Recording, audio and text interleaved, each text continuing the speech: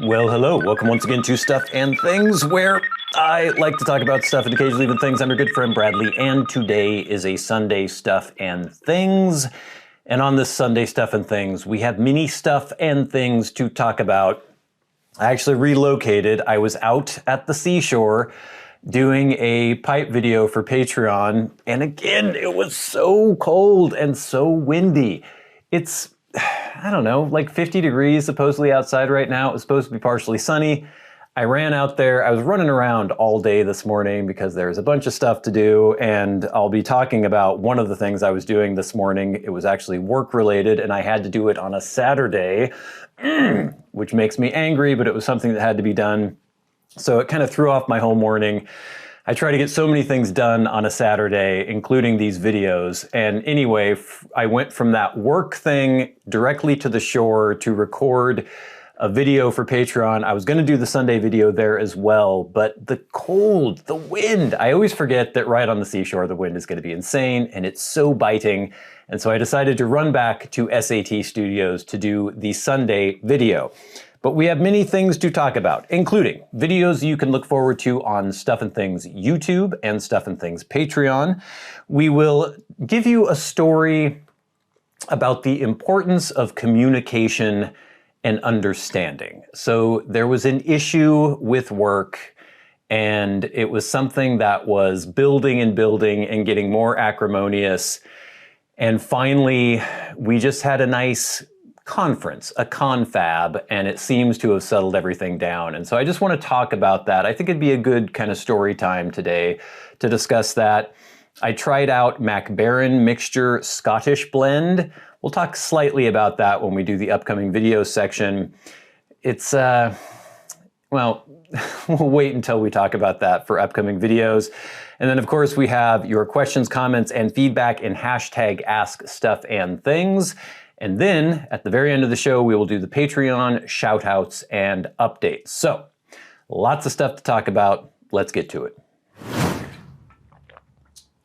All right, gang. So what can you look forward to on Stuff and Things YouTube and Stuff and Things Patreon? Well, this coming week on Patreon, we will have the full review of H.U. Edward G, a Vaperky that I enjoyed a lot. If you saw my first impressions video, you will see that I was quite pleased by that blend. The full review will have my full thoughts after several weeks of trying it. Very good stuff. So check that out. Patreon exclusive only. As you know by now, we can no longer post pipe stuff on YouTube, so it all has to go to Patreon. So this week, Patreon exclusive H.U. Edward G review. Next week on Stuff and Things YouTube, we will do a nature photo walk where I go out and try to photograph some birds. Basically like the bird paparazzi. I've got a big lens on my camera and I'm chasing them around trying to get some pictures. The week after that, Patreon exclusive will be McBaron Mixture Scottish Blend. So this is the video I just recorded today. And some of you enjoy the first impressions videos when I'm really positive about a blend, but I think some of you equally enjoy the first impressions videos where I am very negative about a blend. And not to give too much away about this blend, which is apparently the most popular blend that McBaron produced and which STG is now going to produce as well because it was so popular. Not good. Not good. First impressions, not good. It's not the full review. More time needs to pass, but oh Lord, not good. But all sorts of other things coming up on both Stuff and Things YouTube and Stuff and Things Patreon. Those are just the ones coming up the soonest. So please stay tuned. All right, so I mentioned that I had to do a work-related thing this morning. To me, my weekends are kind of sacred. I work all week long and I have a lot of things that I have to do, especially since I am single again. I have to do everything. I have to do all the cleaning, all the grocery shopping, all the everything, including doing all the videos and all the other stuff that I do for the various kind of jobs I have. And so it's very annoying if I ever have to do anything for my actual profession on the weekends. But this week something came up So, over a year ago, we poured a group of driveways for a client that we have.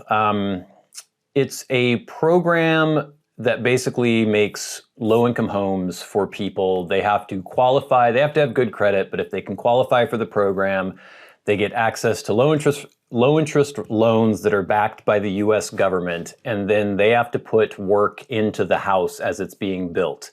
And we are one of the subcontractors that they use. We do all their concrete work. We do their footings, their foundations, the garage slabs, and the driveways. And so we give them a big discount because it's a good program, and also we're kind of doing it in bulk, and then they help with the setup of the pour before we do the pour. And we poured, I can't remember how many were in that group, maybe 8 or 10 driveways last March. So it's been a year since we poured those. And then in February, we had that really bad cold snap where it got really cold, we got a lot of snow, and then it was on the ground for a couple weeks.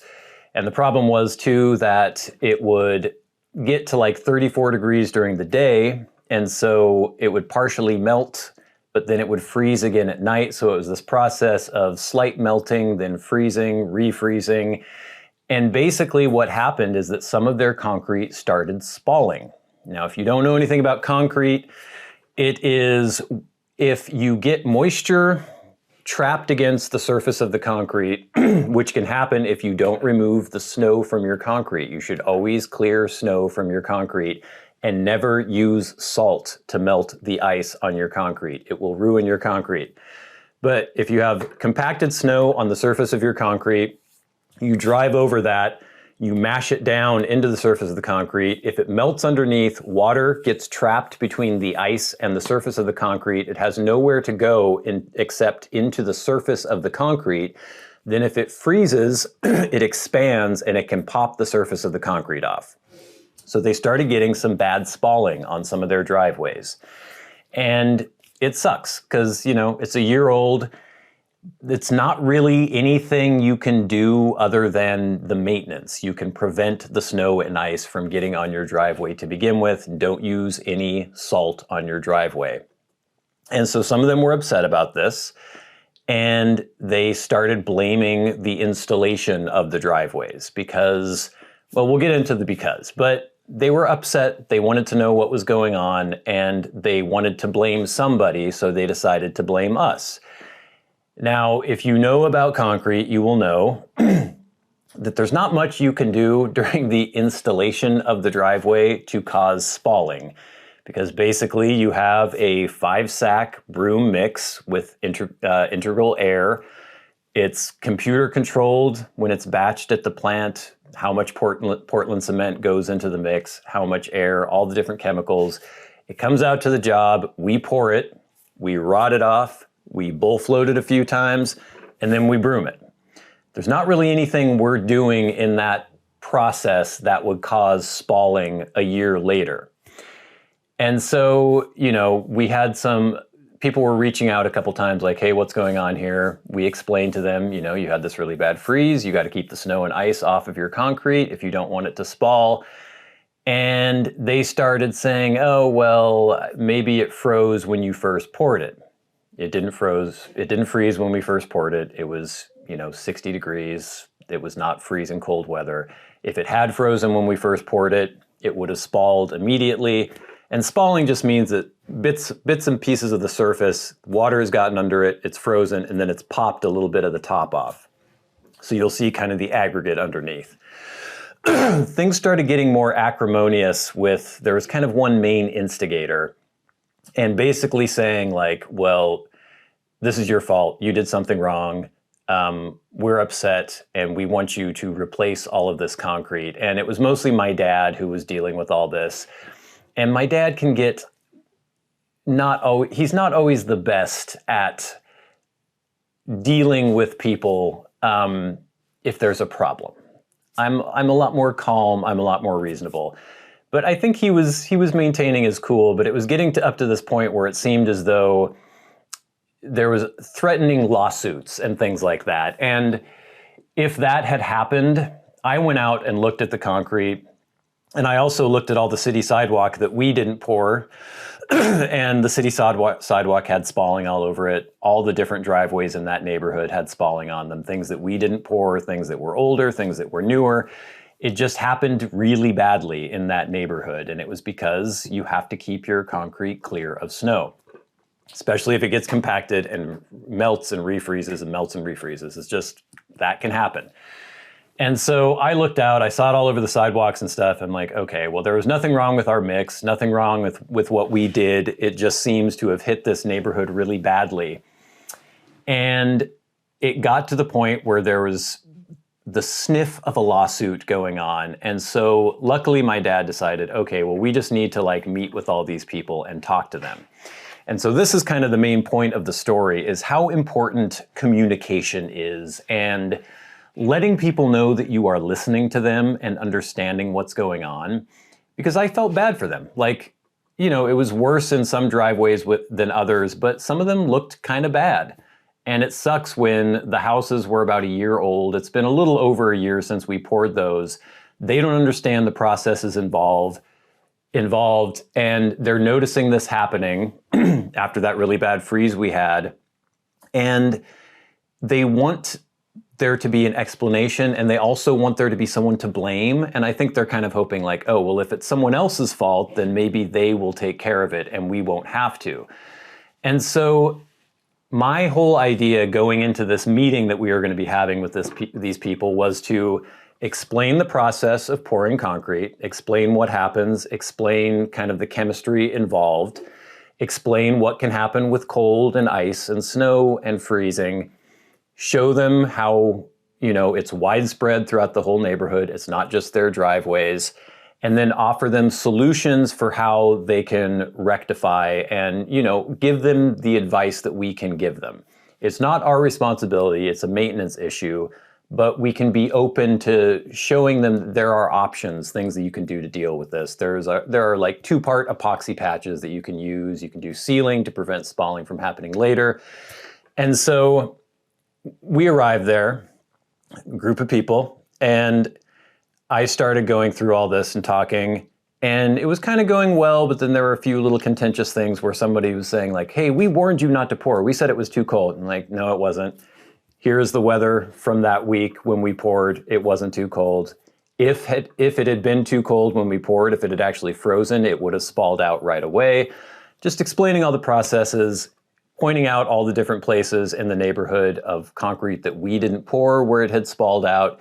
And basically, just by letting them vent, showing that I was sympathetic to what was going on, understanding that they don't understand as much about the process as I do. You know, you take for granted all the things that you know about the thing that you do for a living, but other people don't know those things. And so you have to explain it to them. You give them reasons for why things have happened. You understand that they're upset, and then you give them options for how to fix it. And it went from people being pretty tense and pretty angry. And a lot of these people are immigrants too, and so don't speak English as their first language and might feel a little bit like ganged up on, or that people are in opposition to them because it's like a new culture and they don't understand exactly what's going on. But we went from anger, resentment, wanting to blame people, to people understanding at the end. And by the end of it, I had given them options for things that they can use to patch it. We offered to get a sample of that patch and show them how to install it. We're going to do that at some point next week. And it completely diffused the situation. At least it seems like it has for now. So if we had kind of just ignored that and said like, hey, it's not our responsibility, it's a maintenance issue, deal with it yourself, eventually the resentment and the anger would have boiled over to the point where maybe they would have tried to do some sort of lawsuit. They would have lost the lawsuit, but it would have been a lot of hassle and a lot of just expense and annoyance. Just taking an hour out of my weekend, which is annoying, completely diffused everything. And now, I mean, they're not happy, but they understand what happened, and they understand ways to mitigate that and fix it. So I guess just to make this applicable to other aspects of your life, People need to feel as though their concerns have been listened to and addressed. They need to feel that you understand why they're upset. So I think just being available and open to listening to other people is a huge part of coming to some sort of understanding or an agreement. So yeah, I think it's like that when you see in movies all the time where one phone call would have made the entire plot unnecessary of a film. You see that so many times. Or just one conversation. If two people had just explained what was going on to each other one time, then none of the other crazy crap that would have happened in the film needed to have happened. And it's like that so often in real life as well. If you just take the time to listen, to be understanding, and then have a conversation, you can avoid so much unpleasantness in the future. Just a nice little life lesson, I think. All right, gang. But now it is time for hashtag askstuffandthings, and in an effort to save paper, I have tried, is this gonna work, syncing my Ask Stuff and Things document to my phone. So hopefully this has been updated properly, and it looks like it has. So we have some feedback from last week's Sunday Stuff and Things. First, we have Kenjiro 5775, and I think because I was out in the cold and wet and rain, that's redundant, wind and rain, he asked this question, and because I do construction outside, have you ever found good rain gear? It's been a great while since I worked construction, but when I did, rain gear was either ineffective or so effective that I would be drenched in sweat, but not rain. And then says, this entertainment has become nothing but complaints lately. You should know not to get wet in the rain. So riffing off of a comment that I read a couple weeks ago where someone told me I should know not to hurt my back. And yes, Kenjiro, you are right. I should know not to get wet in the rain. Rain gear sucks. It still sucks, and you're right. The rain gear I have is Carhartt. It's not the super, super thick, rigid stuff, so it doesn't make you, it's not like wearing like a super insulated sweatsuit that makes you sweat like crazy underneath, but it gets inundated to the point where if you're out all day in the rain, eventually it will start soaking through around the seams and everything, and you will get soaked. I have never found rain gear that I really like. There's always some issue with it, and I guess that's just kind of, you're working out in the rain. Like, you're not gonna be comfortable. You know, it's just not gonna be a good experience. We have @ChrisCoffee who says, you should have known that H.U. Edward G was going to be so good. So I think this is going to be a thing now. We should know things. If anything bad ever happens, or if we're ever surprised by anything, we should have known. And I thank that commenter for giving us this nice little riff that we can do. What is this? Abu Shafi 55. They do have good blends. Night Owl, stop this. And Janneman Flake are my favorites. Yeah, Janneman Flake has been mentioned by several people as an HU blend that I should check out, so I will put that on the list. New Media of the Dawn says, my uncle's best friend is a psychologist and does street photography. So I was talking about why I like street photography. And he actually sells it to New York City galleries. Not sure how. Yeah, that's kind of cool that he actually is able to do that. He uses his iPhone pretending to be on it, and I think gets off stalking people. So that's interesting. He's taking it with his phone. He's also half nuts, rude, and verbally abusive, and a chronic cannabis user. Are you sure you want to keep that company? I'm sure they're not all that bad. Wink, wink. Yes, I don't stalk people.